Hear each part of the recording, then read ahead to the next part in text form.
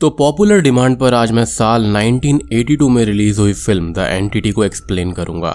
ये फिल्म 1978 में लिखी गई द एंटिटी नाम की एक ट्रू स्टोरी बुक पर बेस्ड है। इस किताब के अंदर लॉस एंजलिस की डोरिस बितर नाम की महिला के साथ हुए पैरानॉर्मल एक्सपीरियंस का वर्णन है। इस बुक को एंड इस फिल्म को फ्रैंक दे फेलिता ने लिखा है एंड यदि आप इस किताब को पढ़ना चाहते हैं तो लिंक डिस्क्रिप्शन में है। इस फिल्म की डायरेक्टर है सिडनी फ्यूरी। इस फिल्म की IMDb रेटिंग की बात करें तो वो है 6.7 स्टार्स आउट ऑफ 10 और इस फिल्म से जुड़े हुए कुछ इंटरेस्टिंग फैक्ट्स को मैं एंड में बताऊंगा, so please watch till the end. और दोस्तों, मैंने हाल ही में पंपकिन हेड पार्ट 3 को एक्सप्लेन किया है, सो समहाउ अगर आपने वो मिस कर दिया है तो जाकर जरूर देखना, link is in the description. तो चलिए अब बिना किसी देरी के चलते हैं सीधा वीडियो की तरफ। मूवी की शुरुआत कार्ला मोरेन नाम की एक वर्किंग सिंगल मदर के साथ में होती है जिसके 3 बच्चे थे, बिली, जूली एंड किम। कार्ला का बॉयफ्रेंड जेरी एक सेल्समैन था जो कि हमेशा ट्रिप पर रहता था। कार्ला दिन में जॉब करने वाली टफ लेडी थी। एक रात वो रोज की तरह अपने बेडरूम में सोने जाती है बट तभी कोई अदृश्य शक्ति या फिर एंटिटी उसको थप्पड़ मारती है, उसे बेड पर पटक कर उस पर सेक्सुअल असॉल्ट करता है। I can't say the proper word as YouTube algorithm words पकड़ लेता है, तो आप समझ जाइए कि इस एंटिटी ने कार्ला के साथ में क्या किया होगा। खैर, कार्ला के मुंह को तकिए से दबा दिया गया था जिससे उसकी चीख तक बाहर नहीं निकलती। इस हादसे के बाद में कार्ला सदमे में थी। वो पैनिक में और पेन में रो रही थी। वो अपने बेटे बिली को घर के चारों ओर देखने के लिए कहती है बट स्ट्रेंजली घर के अंदर कोई भी नहीं था, सब कुछ नॉर्मल था। यहाँ पर ऐसा हुआ था कि मानो वो एंटिटी हवा में गायब हो गई हो। बेसिकली ये एक पोल्टरगाइस्ट एक्टिविटी थी। कार्ला को यहाँ पर कुछ भी समझ में नहीं आता बट फिर भी वो शांत होकर अपने बच्चों को फिर से सुला देती है। इस हादसे के बाद से उसकी नींद उड़ गई थी। अब आधी रात को उसके रूम के अंदर की सभी चीजें जोर जोर से अपने आप हिलने लगती हैं और कुछ चीजें अपने आप गिर जाती हैं। कार्ला फिर से पैनिक में अपने बच्चों को उठाकर घर से भागती है। वो अपनी बेस्ट फ्रेंड सिंडी के पास जाती है। अगली सुबह वो सिंडी को सब कुछ एक्सप्लेन करती है। सिंडी उसे हिम्मत देते हुए एक साइकियाट्रिस्ट का एड्रेस देती है एज सेक्सुअल असॉल्ट का ट्रॉमा सबसे इंटेंस होता है। लेकिन यहाँ पर एक और प्रॉब्लम थी कि सिंडी के हस्बैंड कार्ला के आने से खुश नहीं थे,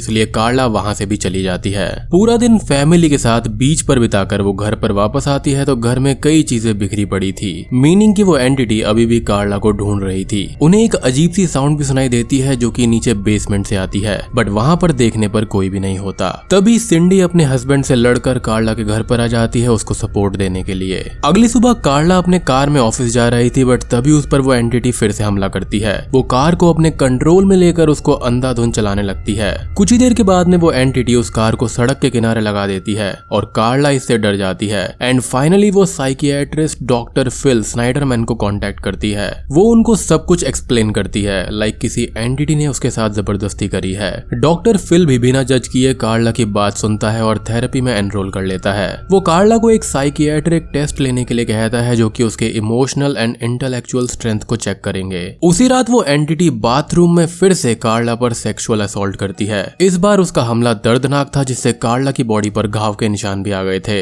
इस बार कार्ला पर 3 एंटिटीज ने हमला किया था, 2 छोटी एंटिटीज थी एंड एक बड़ी। अगले दिन ये सारी बातें कार्ला डॉक्टर फिल को बताती है। डॉक्टर फिल ये कहता है कि पास्ट के कुछ बुरे एक्सपीरियंसेस हमेशा हमारे साथ रहते हैं। वो कभी कभी एंग्जाइटी, हिस्टेरिया या फिर हेलुसिनेशंस के रूप में हमारे सामने आते हैं। वो ये बताता है कि उसके पास कई सारे ऐसे केसेस हैं जहाँ पर पेशेंट्स ने हिस्टेरिया के अंदर अपने आप को ही नुकसान पहुंचाया है। यहाँ पर हिस्टेरिया एक मानसिक बीमारी है जहाँ पर भावनाओं के उन्माद में लोग बह जाते हैं, अपने आप पर कंट्रोल खो देते हैं। डॉक्टर फिल कार्ला को कुछ दवाइयां लिखकर ऑब्जर्वेशन पर रख देता है। Later on Carla doctor Phil के क्लिनिक से बाहर टैक्सी के लिए वेट कर रही थी। तभी डॉक्टर फिल उसे घर छोड़ने के लिए कहते हैं। उन्हें ये घर बिल्कुल नॉर्मल लगता है और तभी हमको कार्ला की हिस्ट्री से इंट्रोड्यूस किया जाता है। उसके डैड एक प्रीस्ट होते हैं जो कि बचपन में ही उसको बैड टचेस दिया करते थे, इसलिए टीनेज में ही वो घर से भाग गई थी। 16 साल की उम्र में ही वो प्रेग्नेंट हो गई थी। उसका एब्यूजिव बॉयफ्रेंड भी एक एक्सीडेंट में मारा गया था। इसके बाद में कार्ला की लाइफ में बॉब गैरेट नाम का एक आदमी आया जिसने उसको संभाला,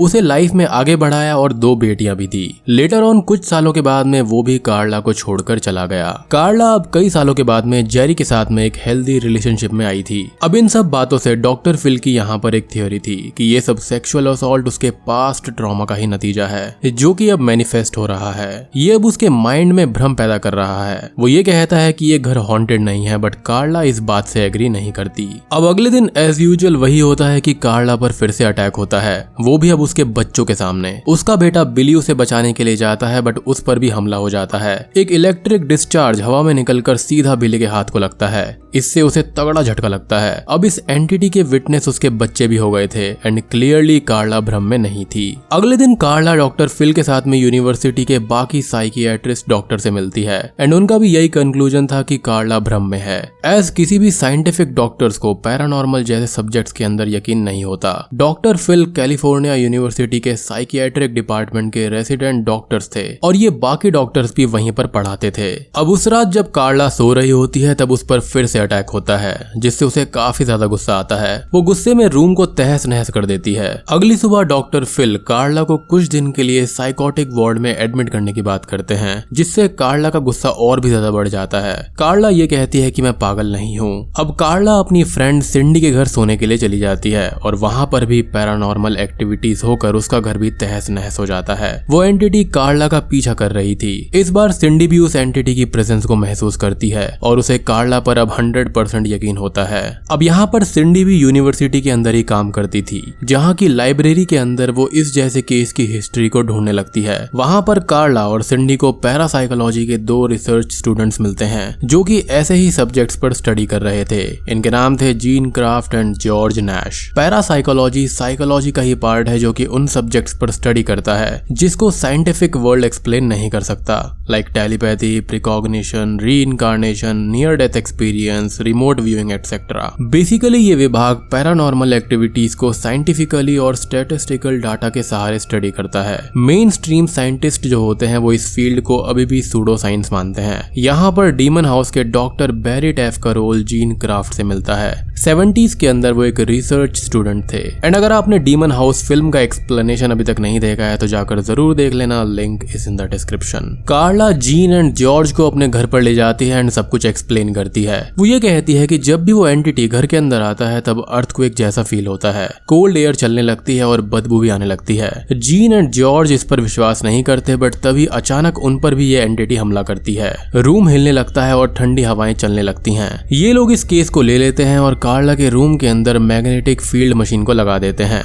रात भर दोनों वहीं सोने लगते हैं। इस बार वो एंटिटी रूम के अंदर नहीं आ पाती, वो कमजोर हो गई थी। उस एंटिटी की एक इमेज को ये दोनों स्टूडेंट्स कैप्चर कर लेते हैं। वो एक इलेक्ट्रिकल डिस्चार्ज के रूप में था। कार्ला इससे बेहद खुश थी, एज पहली बार कुछ हार्ड एविडेंस मिला था। अगले दिन दोनों स्टूडेंट्स अपनी प्रोफेसर डॉक्टर एलिजाबेथ को ये सारी बातें बताते हैं, जो कि इस चीज पर डीप रिसर्च करने की परमिशन दे देती है। पैरासाइकोलॉजी के सभी स्टूडेंट्स अब कार्ला के घर पर अपने इक्विपमेंट्स को लेकर सेट करने लगते हैं। डॉक्टर फिल भी कार्ला से मिलकर ये कहते हैं कि ये पूरा डिपार्टमेंट ऑफ पैरासाइकोलॉजी एक फेक है, ये सूडो साइंस है। घर के अंदर कोई भी एंटिटी नहीं है। वो कार्ला को अपनी थेरेपी कंटिन्यू करने के लिए कहते हैं, बट कार्ला उसकी बात नहीं मानती। उसी रात डॉक्टर एलिजाबेथ भी ऑब्जर्व करने के लिए आती है। तब तक सबको एक ग्रीन एंटिटी दिखाई देती है। डॉक्टर एलिजाबेथ सरप्राइज होकर ये कहती है कि मैं हमेशा से ये मानती थी कि कई सारे प्लेन ऑफ एग्जिस्टेंस हैं। लगता है दूसरे प्लेन से कोई एंटिटी यहाँ पर आने की कोशिश कर रही है और वो इस पर और ज्यादा डीप रिसर्च करने के लिए कहती है। इसके चलते कार्ला का बॉयफ्रेंड जेरी घर पर आ जाता है, जिसे कार्ला सब कुछ एक्सप्लेन करती है। जेरी उसे सपोर्ट करते हुए अब उसके साथ ही रहने का डिसीजन लेता है। वो कार्ला के लिए एक सुंदर ड्रेस लेकर आया था ताकि वो दोनों थोड़ा रोमांटिक हो सकें। जब कार्ला उस ड्रेस को ट्राई करती है तो वो एंटिटी फिर से उसका सेक्सुअल असॉल्ट करती है और जैसे ही जेरी उसको बचाने जाता है वो एंटिटी उसको भी पकड़ लेती है। ये सब देखकर जेरी बहुत ही ज्यादा शॉक्ड हो जाता है और कार्ला को इमरजेंसी में हॉस्पिटल में शिफ्ट किया जाता है, जहाँ पर उसकी हालत काफी खराब थी। जेरी को बिल्कुल भी यकीन नहीं होता कि घर के अंदर एक एंटिटी है। वो इस चीज से इतना ज्यादा डर जाता है कि वो कार्ला को छोड़कर चला जाता है। डॉक्टर एलिजाबेथ अब कार्ला से प्रॉमिस करती है कि वो उस एंटिटी को पकड़ लेगी। वो कार्ला के घर जैसा मिलता जुलता एक सिमुलेशन तैयार करती है, जिसके ऊपर उसने लिक्विड हीलियम के टैंक्स रखे हुए थे। लिक्विड हीलियम का टेम्परेचर -452 फ़ारेनहाइट होता है, जो कि किसी भी वस्तु को जमा सकता है। डॉक्टर एलिजाबेथ कार्ला को इस न्यू घर के अंदर सोने के लिए कहती है। उस एंटिटी से बचने के लिए घर के अंदर एक सेफ रूम भी बनाया गया था। डॉक्टर फिल एंड उसका बॉस भी अब इस एक्सपेरिमेंट को देखने के लिए आया था। बेसिकली वो इसको रोकने आए थे बट वो भी इसको देखने लगते हैं। वो एक लास्ट टाइम कार्ला को कन्विंस करने की कोशिश करता है बट वो सफल नहीं होता।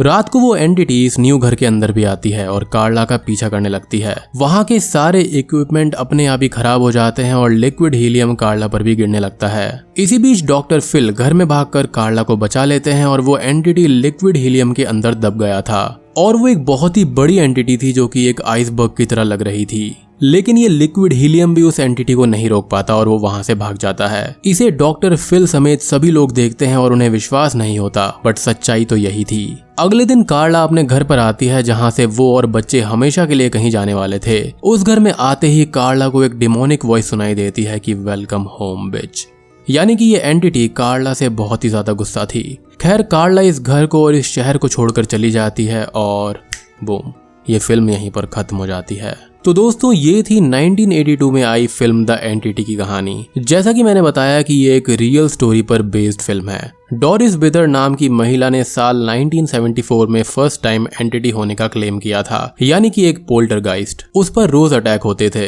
डॉक्टर बैरी टैफ एंड उसके साथियों ने इस केस को डिटेल में स्टडी किया। उन्होंने घर के अंदर ठंडी हवा को आते हुए महसूस किया, वहां पर बदबू आते जाते रहती थी। घर के अंदर दीवारों पर स्मॉल लाइट बल्ब्स आती थी जो कि कभी भी हवा में लेविटेट होती थी। डॉक्टर बैरी ने घर के अंदर 9 फोटोग्राफर्स को रखा था। एंटिटी की हर एक फोटो ब्लर होती थी, मतलब कैमरास बिल्कुल ठीक थे बट फिर भी इमेजेस क्लियर नहीं आ रहे थे। ये उस एंटिटी की एक फोटो है जिसके अंदर डोरिस के ऊपर एक आर्क के शेप में एक लाइट दिख रही है। रियल वर्ल्ड में ये नहीं था बट कैमरा के नेगेटिव्स में आया था। डॉक्टर बैरी के इन्वेस्टिगेशन में कई सारे प्रूफ्स हैं कि ये एक रियल पैरानॉर्मल एक्टिविटी है, यानी कि एक रियल पोल्टरगाइस्ट एक्टिविटी। अब इस घटना के बाद में वो बहुत ही ज्यादा फेमस हो गए और अपने करियर में 4500 से भी ज्यादा इन्वेस्टिगेशंस करी। डोरिस के बच्चों पर भी हमला हुआ था। इसके बाद में डोरिस कैलिफोर्निया छोड़कर टेक्सास रहने चली गई बट वहां पर भी उस पर हमले हुए थे। ये एंटिटी उसको ही फॉलो कर रही थी बट धीरे धीरे उस पर ये हमले कम होते चले गए। अब यहाँ पर या तो ये हो सकता है कि ये एक स्लीप पैरालिसिस होगी या फिर ये कोई होक्स भी हो सकता है जो कि बस पैसा कमाने के लिए होगा। खैर आपका इस बारे में क्या ख्याल है? Do let me know in the comment section. क्या ये रियल है या फिर फेक है? आप मुझे कमेंट में जरूर बताना। तो वीडियो पसंद आई हो तो लाइक कर देना, चैनल पर नए हैं तो सब्सक्राइब कर दीजिए। तो मैं आप सबको मिलता हूँ अगली वीडियो के साथ में, तब तक के लिए स्टे